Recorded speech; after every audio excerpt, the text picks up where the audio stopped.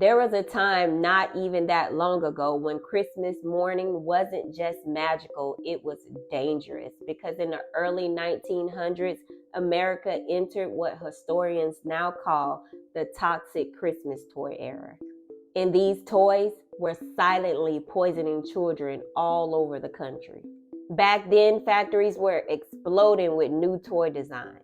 Bright tin soldiers, shiny metal trains, colorful dolls, and parents obsessed with buying the newest, flashiest toys for Christmas. But there's a catch. Those beautiful colors, those bright paints were full of lead. And nobody, not the companies, not the government, not the public, truly understood how deadly lead paint could be.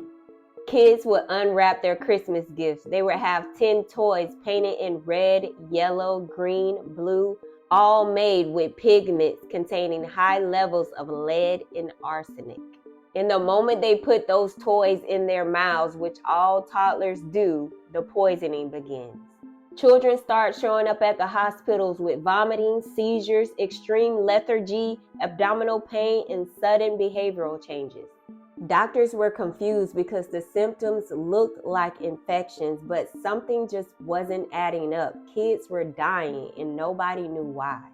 Around 1904, pediatricians in Baltimore and New York started noticing a pattern. Sick children had one thing in common: brand new, brightly painted toys. When they examined the paint chips, lead, not a little, levels high enough to kill a grown man. Children's bodies are smaller, their brains are developing, so the impact was catastrophic. Some kids were left permanently disabled, others didn't survive Christmas week. Parents were horrified, doctors were furious, and politicians realized they had a crisis they could no longer ignore because every December, more poisoned children showed up.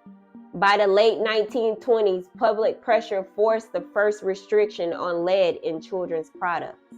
The complete ban didn't happen until the 1970s, meaning generations of kids grew up exposed. Families thought they were giving their children joy. Instead, industry shortcuts and toxic materials turned holiday gifts into medical emergencies. And it's the reason that toys go through strict testing today. Those toys were beautiful, nostalgic, and hand-painted, but behind the shine was a toxin that still lives on today. So if you find an old toy during holiday cleanup, estate sorting, or thrifting, don't assume it's safe just because it survived 100 years.